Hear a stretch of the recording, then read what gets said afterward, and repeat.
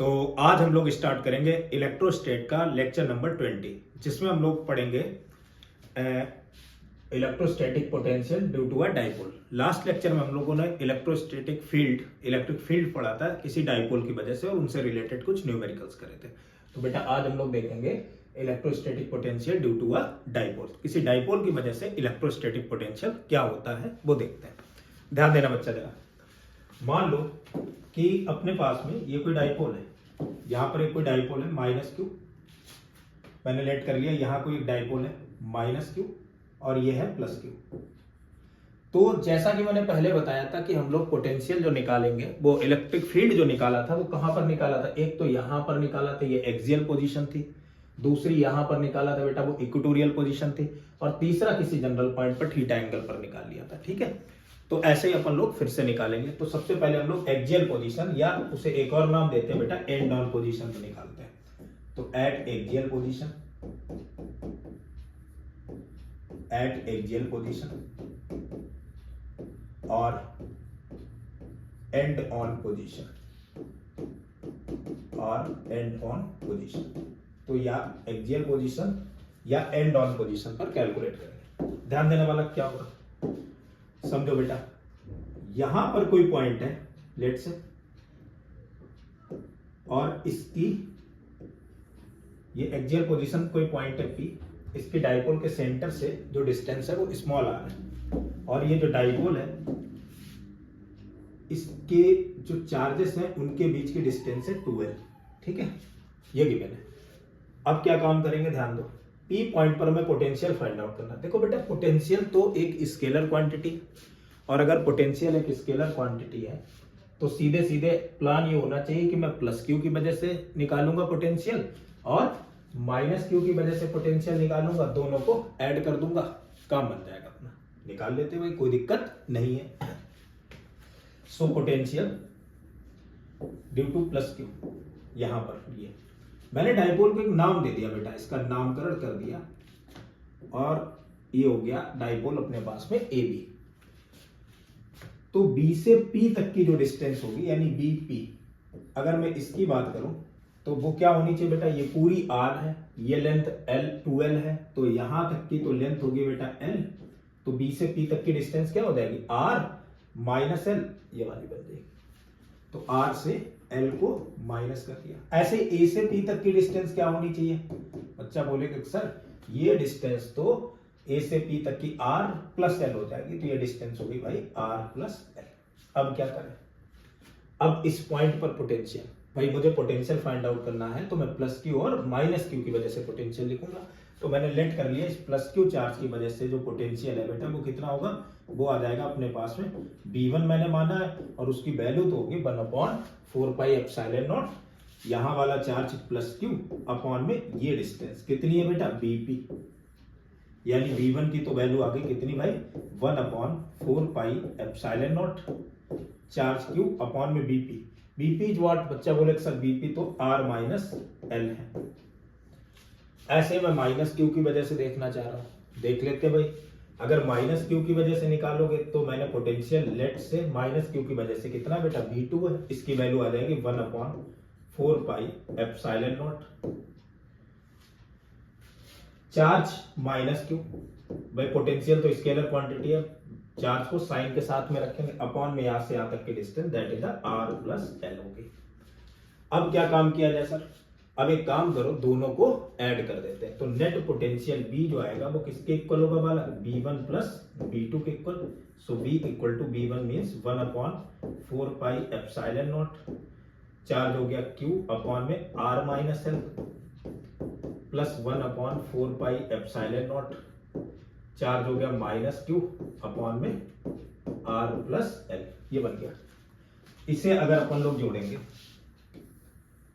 So potential B equal to B1 plus B2, दोनों का add करेंगे यानी 1/4 pi epsilon naught common, charge Q जो है ये भी कॉमन, बचा क्या बेटा, बचा तो है 1/में R माइनस एल, माइनस में 1/R प्लस एल, यही तो बच गया। यहां तक तो बात क्लियर है।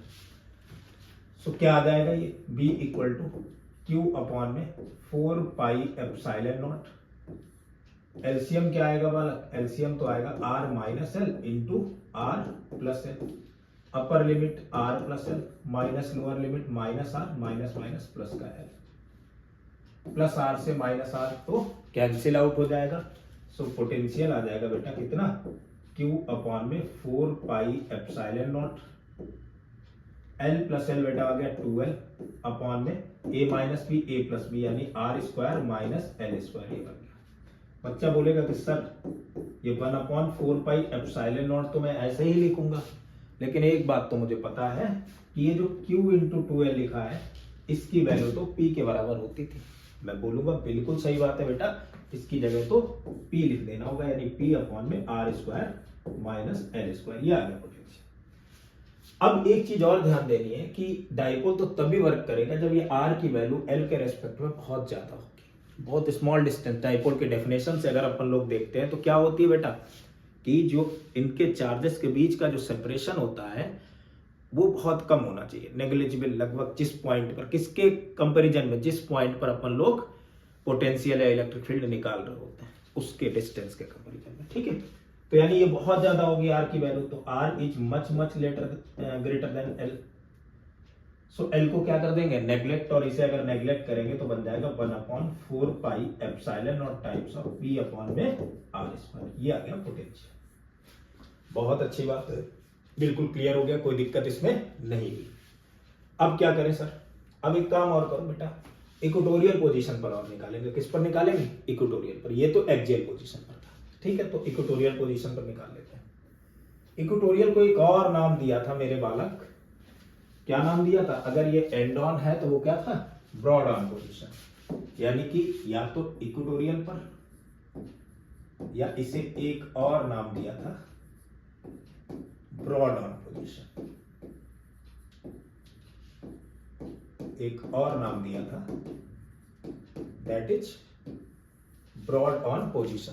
ब्रॉड ऑन पोजीशन पर देखते हैं, तो मान लो यहां कोई डाइपोल रखा, ये चार्ज है माइनस क्यू और इधर कितना है प्लस क्यू, इनके बीच की distance that is the 2L, और इसके बिल्कुल बीचों बीच वाले पॉइंट यानी मिड पॉइंट से ऊपर की तरफ एक कोई पॉइंट है P, R डिस्टेंस पर, इस पर अपन लोग को फाइंड आउट करना है पोटेंशियल।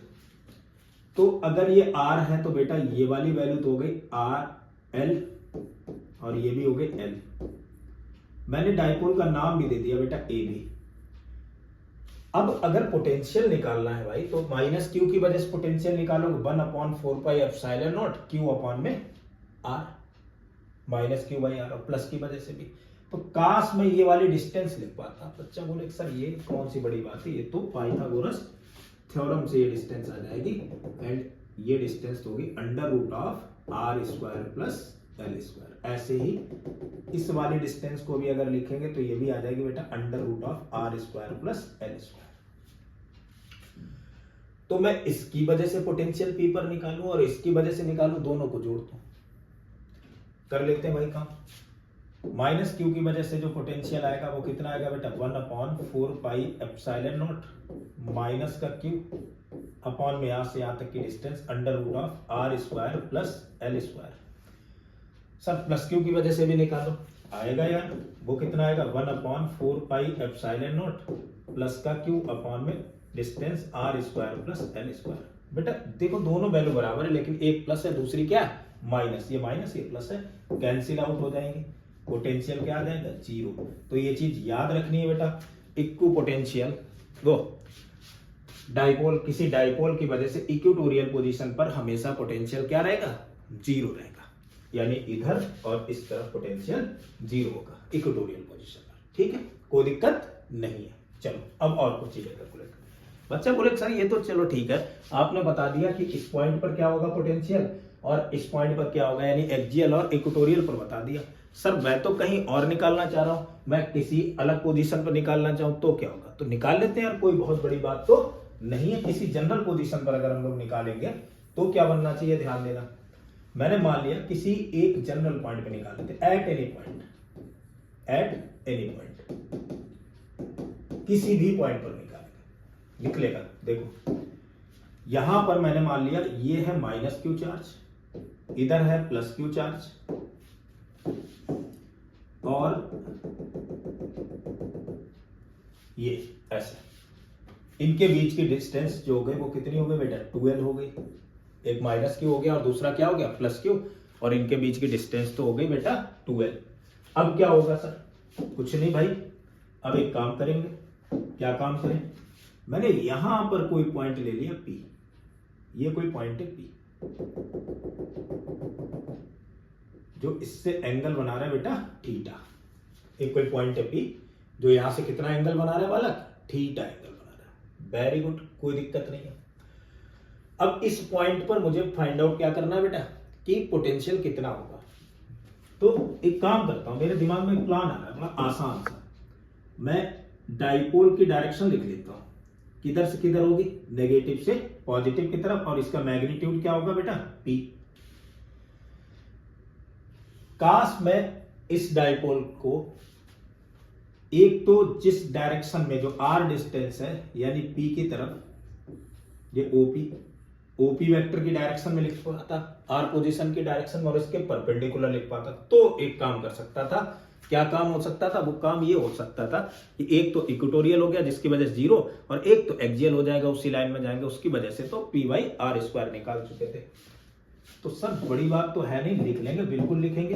कैसे, ये P वेक्टर है तो इसका एक कंपोनेंट तो आएगा इस डायरेक्शन में बेटा, वो आ जाएगा P cos थीटा, और दूसरा कंपोनेंट इसके परपेंडिकुलर डायरेक्शन में, that is the P sin theta. ये दो कंपोनेंट आ गया। अब डाइपोल तो P था, लेकिन मैं मान रहा हूं कि एक डाइपोल ये है जिसका डाइपोल मोमेंट P नहीं है, P cos थीटा, और एक डाइपोल मैं ये मान रहा हूं जिसका डाइपोल मोमेंट है P sin थीटा। अब समझो, जो P sin थीटा वाला डाइपोल मोमेंट डाइपोल है, उसके लिए ये पॉइंट का क्या है, इक्वेटोरियल भाई, परपेंडिकुलर है, ये परपेंडिकुलर है 90 डिग्री, और जो P cos थीटा वाला उसके लिए ये तो पॉइंट एक्सियल है। सिंपल सी बात। तो परपेंडिकुलर वाले के लिए पोटेंशियल क्या आता था भाई, परपेंडिकुलर वाले के लिए जो एक्सियल वाले के लिए पोटेंशियल क्या आता था सर, एक्सियल वाले के लिए तो पोटेंशियल आता था 1/4 पाई एप्सिलॉन नॉट। एक डाइपोल मोमेंट, यानी डाइपोल मोमेंट P, लेकिन P नहीं लिखेंगे, क्या लिखेंगे, जो इसका डाइपोल मोमेंट होगा यानी P cos थीटा अपॉन यहां से यहां तक के डिस्टेंस का स्क्वायर यानी r²। अब बेटा एक काम और कर लेते हैं कि मैं इक्वेटोरियल के लिए लिख लूं। तो बच्चा बोले सर ये भी पता लग गया मुझे, इक्वेटोरियल के लिए तो 0 आया करता था हमेशा, यानी V2 पता लग गया। तो नेट क्या होगा, दोनों को जोड़ देंगे, तो नेट डाइपोल मोमेंट आ जाएगा V1 plus V2 and V2 is 0।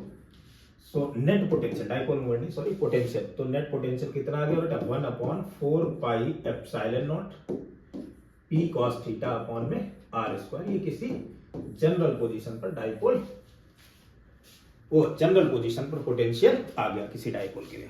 Check भी कर लेते हैं, देखो जरा ध्यान दो। अगर मैं एक्सियल पोजीशन की बात करूं, मतलब यहां, तो ये पॉइंट P अगर यहां पहुंचेगा तो ये थीटा देखो धीरे धीरे धीरे धीरे कम होता होता यहां पहुंचेगा, यानी थीटा की वैल्यू क्या हो जाएगी, 0। तो एट एक्सिस अगर देखेंगे, so at axis theta should be equal to the 0, और थीटा अगर 0 है तो cos 0 यहां लिख देंगे, वैल्यू क्या आ जाएगी एक्सियल पोजीशन पर 1/4 pi epsilon naught P cos 0 की वैल्यू बेटा 1/r²। ऐसे ही अगर कोई बच्चा पूछेंगे सर इक्वेटोरियल पर बताओ, तो इक्वेटोरियल मतलब यहां पर पॉइंट है, तो अगर इस पॉइंट को ऐसे लेकर के जाओगे तो ये थीटा बढ़ते बढ़ते कितना हो चुका होगा, 90। तो इक्वेटोरियल पर थीटा कितना हो जाएगा, अगर मैं इक्वेटोरियल पोजीशन की बात करूंगा तो वहां तो थीटा हो चुका होगा बेटा 90 डिग्री, और थीटा अगर 90 डिग्री हो चुका है तो पोटेंशियल उस पॉइंट पर कितना आ जाएगा, वो तो आ जाएगा 1/4 pi epsilon naught P cos 90 upon में r²। And cos 90 is what, cos 90 की तो वैल्यू हो गई है 0, तो potential at that point is also 0। उस पॉइंट पर पोटेंशियल क्या हो जाएगा, 0 हो जाएगा। मेरे ख्याल से इतनी बातें समझ में आ चुकी हैं। तो ये तो किसी डाइपोल की वजह से पोटेंशियल था। अब चलो एक दो न्यूमेरिकल निपटा लेते हैं, ध्यान दो। एक न्यूमेरिकल लेते हैं बेटा, कुछ इस टाइप का है। मान लो कोई डाइपोल है,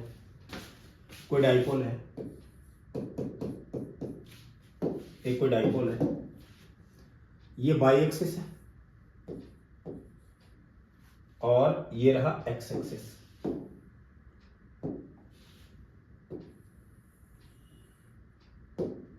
ये एक्स एक्सिस है। डाइपोल जो है ओरिजिन पर लाई कर रहा है, जिसका डाइपोल मोमेंट है पी। ये कोई डाइपोल है,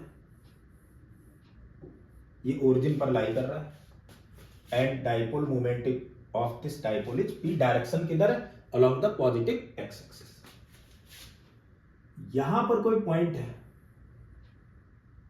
ए, और इस पॉइंट के जो कोऑर्डिनेट है बेटा वो है 8,6।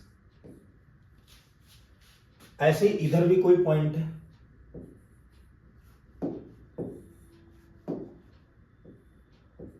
लेट से बी, और इसके कोऑर्डिनेट है बेटा 3,-4। ये कोऑर्डिनेट है। इधर पर कोई चार्ज बेटा है ए पॉइंट पर क्यू। तो क्यू चार्ज को यहां तक ले जाने में, क्यू चार्ज को बेटा ए पॉइंट से बी पॉइंट तक ले जाने में कितना वर्क डन करना पड़ेगा, ये कैलकुलेट करना है। तो फाइंड न्यूमेरिकल, ये find work done, find work done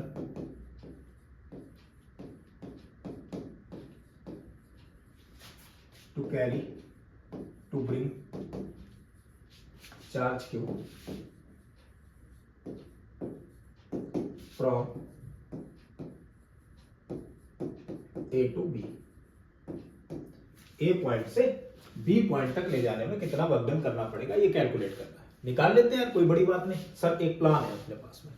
काश मैं इन दोनों पॉइंट्स पर पोटेंशियल लिख पाऊं, और अगर मैंने इन दोनों पॉइंट पर पोटेंशियल लिख दिया तो यहां पर potential into charge potential energy, यहां पर potential into charge potential energy, और पोटेंशियल फाइनल पोटेंशियल एनर्जी से इनिशियल को माइनस कर दूंगा, वर्क डन आ जाएगा। बहुत अच्छी बात है यार, लिख लेंगे पोटेंशियल। मैं कहूं पोटेंशियल एट ए क्या होना चाहिए, बच्चा बोलेगा सर ये तो जो है इसके लिए किसको, ये जनरल पॉइंट हो गया जिसको मैंने एंगल मान लिया यहां पर थीटा। और थीटा होना कितना चाहिए भाई, थीटा तो होगा ये वाली वैल्यू जो होगी वो कितनी हो गई, ये तो है 8 और ये है 6, तो थीटा कितना हो जाएगा बेटा 37 डिग्री। भाई ये 6 हो गई और ये क्या हो गई 8 हो गई, तो थीटा कितना हो जाएगा 37 डिग्री। ये तो पता था ना, ऐसे ट्रायंगल बनता था। अगर ये 6 है, ये 8 है, तो ये 10 होगी, और ये एंगल कितना होता था 37 डिग्री। थीटा लिख लिया, क्या आ जाएगा, तो इस पर किसी जनरल पॉइंट पर पोटेंशियल क्या होता था किसी डाइपोल की वजह से 1/4 pi epsilon naught dipole moment P cos theta यानी cos 37 अपॉन में यहां से यहां तक की डिस्टेंस। और बच्चा बोले सर अगर ये 6 है, ये 8 है, तो ये तो 10 होगी। ये सारे के सारे मीटर में या किसी यूनिट में रखे हुए, ये यूनिट है कोई बात, तो ये 10 होगी। वैल्यू रख देते हैं। So potential at point A 1/4 pi epsilon naught P upon में 10 एंड cos 37 इज व्हाट बेटा, cos 37 क्या होगा, बेस अपॉन में हाइपोटेनस, यानी 8/10 मींस 4/5। सो ये हो गई 4/5, यानी मैं लिख सकता हूं सीधे सीधे ये वैल्यू कितनी भाई 4P अपॉन में 4 पाई एप्सिलॉन नॉट इंटू 50, 4 से 4 कैंसिल, तो ये P अपॉन में 50 पाई एप्सिलॉन नॉट, ये आ गया पोटेंशियल एट ए। अब सर काश में पोटेंशियल एट बी भी लिख पाता, इस पॉइंट पर लिख लूंगा बालक, कोई बड़ी बात तो नहीं है।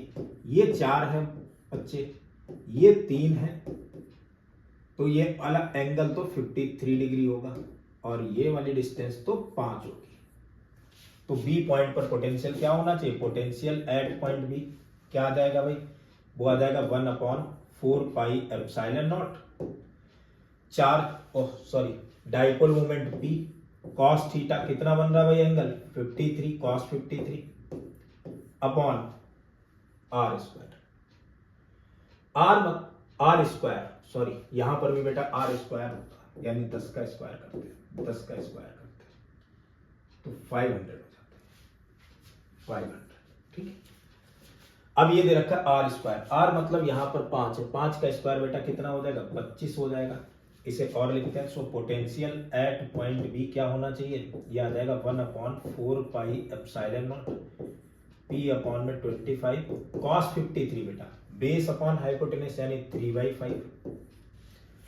तो कितना बन गया, तो बच्चा बोलेगा कि सर 25 का 4 में मल्टीप्लाई करेंगे 100 का 5 में करेंगे 500, तो 3p/b potential at point B is 3p upon में 500 पाई एप्सिलॉन नॉट 25 4 जा 100 5 जा 5, ये बन गया।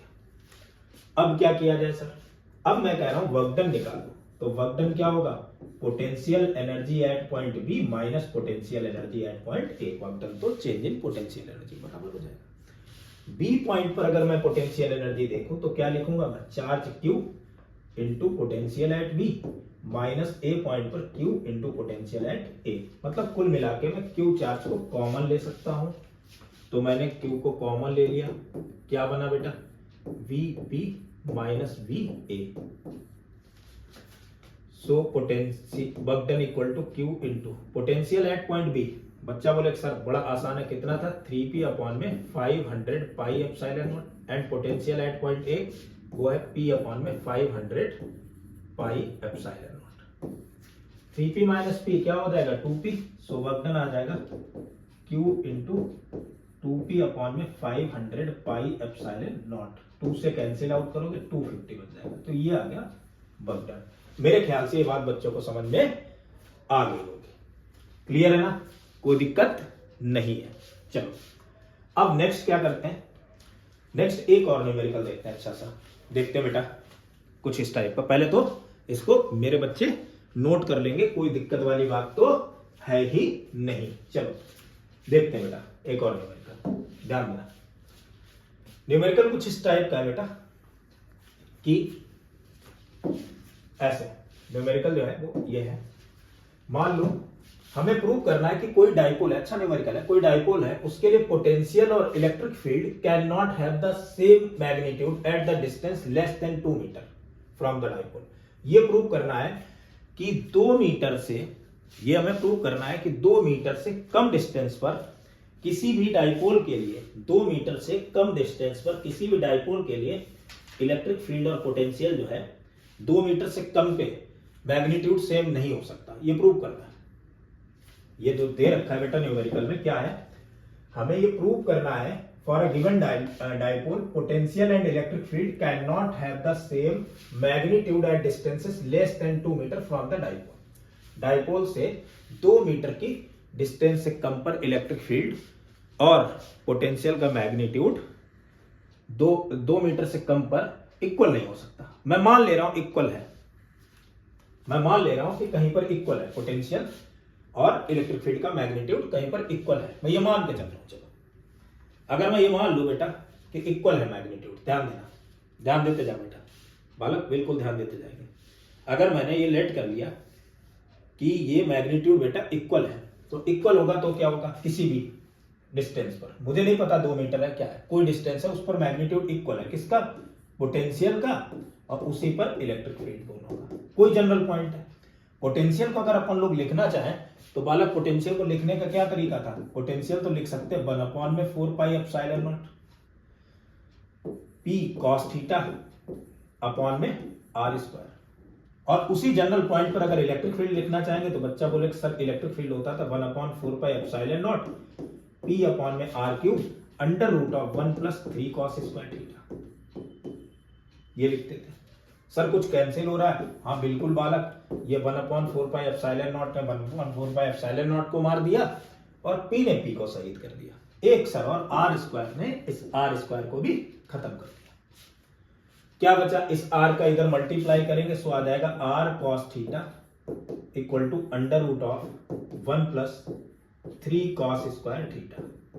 काश में cos थीटा को r के टर्म में लिख पाता, लिख लेंगे बेटा, दोनों तरफ स्क्वायर करेंगे तो स्क्वायर करेंगे बनेगा r square cos square theta equal to 1 + 3 cos square theta.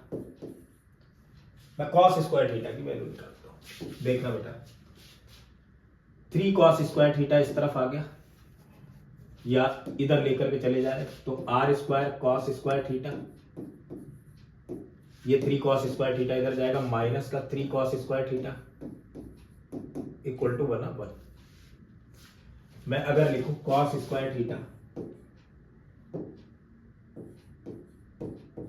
तो इसकी वैल्यू हो जाएगी 1/r² माइनस की 3।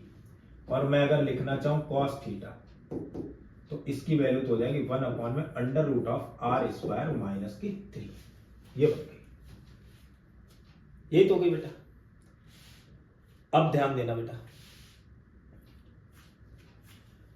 यहां पर ये जो cos थीटा है उसकी वैल्यू या तो 1 हो सकती है या 1 से कम हो सकती है। cos थीटा की वैल्यू क्या हो सकती है बेटा, या तो 1 होगी या 1 से कम होगी। मतलब मैं ये बोल सकता हूं कि 1/√r² माइनस 3 यही तो cos थीटा के बराबर है।